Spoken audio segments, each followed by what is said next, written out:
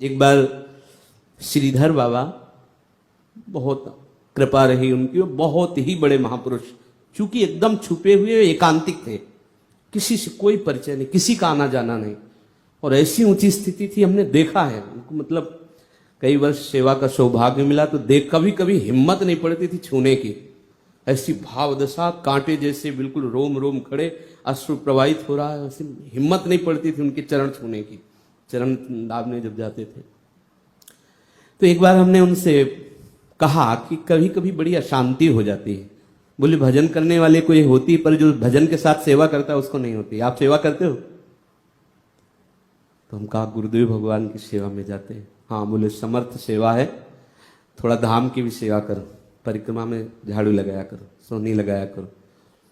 फिर उन्होंने बताया कि राधा कुंड में एक संत भगवान थे, तो समय से अपना नियम पूरा करते जप का, फिर राधा कुंड की सोहनी लगाते, और वहां जैसे कोई बाहरी लोग आए हुए फूंक दिए ये ऐसे, या वयोवृद्ध खार के आसपास, तो वो सब हाथ से उठाते थे और धो करके पवित्र करके ऐसे। एक दिन उन्होंने देखा कि वो सोहनी लगाकर बैठे हुए नाम चिंतन कर रहे थे, तो एक काला पुरुष आया, वृद्ध जैसा, बड़ी दुर्गंध आ रही थी, पर वो कांप रहा था। तब इन्होंने कहा क्या बात है, क्या परेशानी है, तुम आके हमारे सामने खड़े हो गए हो, लेकिन तुम कांप रहे। बोले हमारी हिम्मत नहीं पड़ रही थी आपसे बात करने की, मैं आपका अशुभ प्रारब्ध हूं। ओ, तो क्या तुम्हारा स्वरूप है? तो उनका 12 वर्ष तक गलित कुष्ठ के रूप में मैं आऊंगा तुम्हारे शरीर में, पर मेरी हिम्मत नहीं पड़ रही कि मैं तुम्हारे शरीर का स्पर्श कर सकूं। पूज्य श्रीधर बाबा ने सुनाया था। तो उन्होंने कहा 12 वर्ष हमारे पास समय नहीं कि हम तुम्हें लेकर बैठे रहें। देखो प्रारब्ध ऐसे नहीं पूछता, वो तो आके गिरा ही देता है। जाओ, हमारे पास समय नहीं। दूसरे दिन आए, उन्होंने कहा रात दिन मिलाकर के हम 6 वर्ष में भुगा देंगे, आप स्वीकार कर लो। तो 6 वर्ष बहुत समय होता है। ऐसे कई दिन आने पर फिर उसने कहा भोगना तो पड़ेगा आपको, क्योंकि हमारा भी मान रखना पड़ेगा। तो उनका 24 घंटे देते हैं तुम्हें, तो उनका कोई औषधि नहीं लोगे, कोई सेवा नहीं करेगा। बोले वादा पक्का।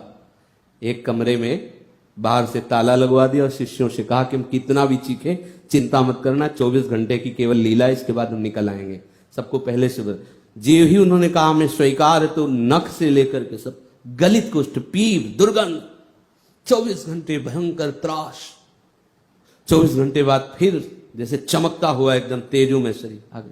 देखो 12 वर्ष यही भोगना था, लेकिन राधा कुंड की सेवा और नाम जप का प्रभाव उनको प्रारब्ध ऐसे आ रहा है।